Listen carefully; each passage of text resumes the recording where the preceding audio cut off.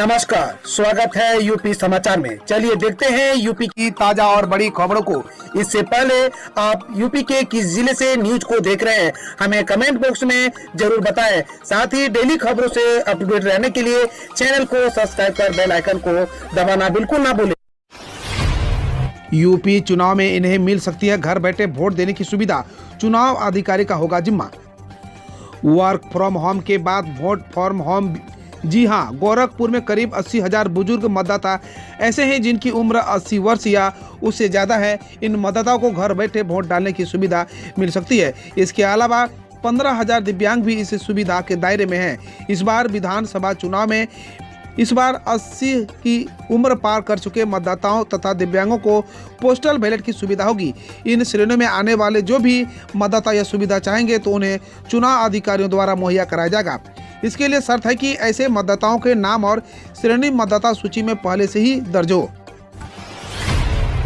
7 साल पुराने मामले में कैबिनेट मंत्री जितिन प्रसाद बरी। आचार संहिता के उल्लंघन में दर्ज हुआ था मुकदमा। 7 साल पुराने मामले में जितिन प्रसाद को लखीमपुर की अदालत ने बरी कर दिया है। जितिन प्रसाद पर 2014 में आचार संहिता के उल्लंघन का मुकदमा दर्ज किया गया था। लखीमपुर की कोर्ट में गुरुवार को आचार संहिता मामले में सुनवाई थी, जिसकी पेशी पर जितिन प्रसाद खीरी पहुंचे थे। एमपी एमएलए कोर्ट में बहस शुरू हुई। अदालत ने दोनों पक्षों की दलीलों को सुना। कोर्ट ने अभियोजन पक्ष के साक्ष्यों को पर्याप्त नहीं माना और कैबिनेट मंत्री जितिन प्रसाद को आरोप मुक्त करते हुए उन्हें बरी करने का फैसला सुनाया। यूपी की नई विधानसभा में भाजपा की सीटें रहेगी खाली। अखिलेश यादव। समाजवादी पार्टी के सुप्रीमो अखिलेश यादव ने गाजीपुर से लखनऊ तक विजय रथ यात्रा पूरी करने के बाद गुरुवार को कहा कि लोगों का उत्साह बता रहा है कि यूपी की नई विधानसभा में भाजपा की सीटें खाली रहेगी। यादव ने एक ट्वीट किया कि गाजीपुर से लखनऊ तक उमड़ी जनता के जोश ने दिखा दिया कि सपा एवं अन्य सहयोगियों की रैली में आए हुए तथा भाजपा की ठंडी रैली में लाए गए लोगों का क्या अंतर है। भाजपा की रैलियों में खाली सीटें बता रही कि 2022 के चुनाव के बाद यूपी की नई विधानसभा में भी भाजपा की सीटें खाली रहेगी। देव दिवाली पर दीपों से जगमगाएंगे काशी के घाट।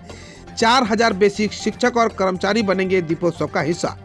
वाराणसी का विश्व प्रसिद्ध आयोजन देव दीपावली पर काशी वासी शुक्रवार को यानी आज दीपों से देवताओं का आह्वान करेंगे। इसके साक्षी केंद्रीय संस्कृति राज्य मंत्री जी किशन रेड्डी, राजस्थान के राज्यपाल कमलराज मिश्र, पूर्व केंद्रीय मंत्री उमा भारती सहित देश विदेश से आए मेहमान बनेंगे। देव दीपावली के आयोजन से बेसिक शिक्षा विभाग के 4,000 शिक्षक और कर्मचारी भाग लेंगे। गंगा पार रेती पर उन्हें 10 सेक्टरों की जिम्मेदारी दी गई है। बुंदेलखंड में पीएम मोदी बोले 4 लाख से अधिक लोगों की प्यास बुझेगी, 14 लाख किसानों को होगा सीधा फायदा। बुंदेलखंड शौर्य और संस्कार की धरती है। यहाँ नदियाँ भी है और बड़े बड़े जलाशय भी। बस नहीं था तो पानी, खासकर बारिश के पानी का बेहतर प्रबंधन। यही वजह है कि यहाँ के खेत भी प्यासे रहे और लोग भी। इसे दूर करने के प्रयास में कई परियोजनाओं के साथ अर्जुन सहायक नजर योजना की महत्वपूर्ण भूमिका है। करीब 1 दशक पहले शुरू हुआ यह परियोजना शुक्रवार को प्रधानमंत्री नरेंद्र मोदी के हाथों लोकार्पित हो जाएगी। इस परियोजना से न केवल बुंदेलखंड हरा भरा होगा बल्कि महोबा, हमीरपुर और बांदा जिले के करीब 44,381 हेक्टेयर भूमि भी सिंचित होगी। साथ ही 15,104 हेक्टेयर सिंचाई क्षमता की पुनर्स्थापना होगी। यूपी चुनाव से पहले 6 और धार्मिक मेलों का मिलेगी प्रदेश स्तरीय सुविधा। योगी सरकार प्रदेश के 6 और स्थानीय मेलों में बेहतर सुविधा उपलब्ध कराने के लिए उनका प्रांतीयकरण करने जा रही है। प्रांतीयकरण होने के बाद इन मेलों पर आने वाला खर्च नगर विकास विभाग उठाएगी। नगर विकास विभाग इसके पहले भी कई मेलों का प्रांतीयकरण कर चुका है। नीट सॉल्वर गैंग का सरगना पीके गिरफ्तार। सचिवालय कर्मचारी जीजा भी पकड़ाया। कुछ घंटे पहले ही घोषित हुआ था 1 लाख इनाम। नीट में सॉल्वर के जरिए अभ्यर्थियों को फर्जी तरीके से मेडिकल कॉलेज में दाखिला दिलाने वाले गैंग के सरगना पीके उर्फ प्रेम कुमार उर्फ नीलेश कुमार को पुलिस ने गिरफ्तार कर लिया है। पीके के साथ उनके जीजा रितेश को भी पकड़ लिया गया है। रितेश पटना सचिवालय में लिपिक है। गुरुवार की दोपहर वाराणसी में सारनाथ थाना क्षेत्र के रिंग रोड के पास से पुलिस ने उसे पकड़ा है। पीके की गिरफ्तारी से कुछ घंटे पहले ही पुलिस कमिश्नर ने उस पर इनाम बढ़ाकर 1 लाख रुपया कर दिया था। वाराणसी में नीट के दौरान बीएचयू की छात्रा के पकड़े जाने के बाद मामले का खुलासा हुआ था। इसके बाद एक एक कर कई गिरफ्तारियां हुई और पता चला कि मास्टरमाइंड पीके है। इसके बाद पुलिस की टीम पीके की तलाश में बिहार, कर्नाटक, त्रिपुरा तक छापेमारी करती रही। पीके के खिलाफ कोर्ट से NBW जारी हुआ था। योगी सरकार का प्रयोग वाराणसी में हॉट एयर बैलून फेस्टिवल, आसमान में देख रहे हैं बदलते वाराणसी की तस्वीर। उत्तर प्रदेश की योगी सरकार ने वाराणसी के लोगों को नई सौगात दी है। यहाँ की धरती से पहली बार हॉट एयर बैलून ने उड़ान भरा। अभी तक लोगों ने वाराणसी के सुबह की छटा को गंगा किनारे घाटों में देखा होगा, पर अब योगी सरकार बनारस की सुबह के साथ ही घाटों की लंबी श्रीलंका को आसमान से देखने का भी मौका दे रही है।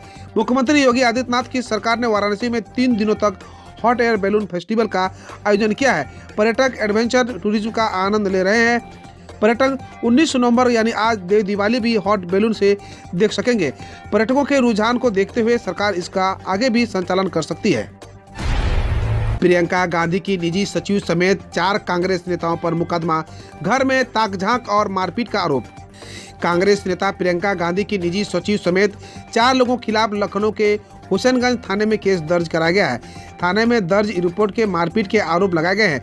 जिन लोगों के खिलाफ रिपोर्ट दर्ज हुई है उनमें कांग्रेस की राष्ट्रीय महासचिव प्रियंका गांधी के निजी सचिव संदीप सिंह, प्रदेश महासचिव शिव पांडे और प्रसारण प्रभारी योगेश दीक्षित के नाम भी शामिल है।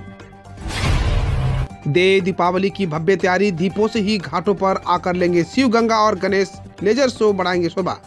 काशी का कण कण शंकर है, घर घर शक्ति का वास है। देव दिवाली पर इस आस्था की अभिव्यक्ति दीपों से आकर लेने वाली आकृतियों के माध्यम से करने की तैयारी अंतिम चरण में है।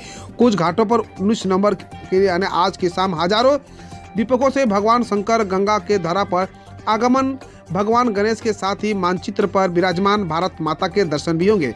लेजर शो और इलेक्ट्रॉनिक आतिशबाजी का नजारा भी होगा।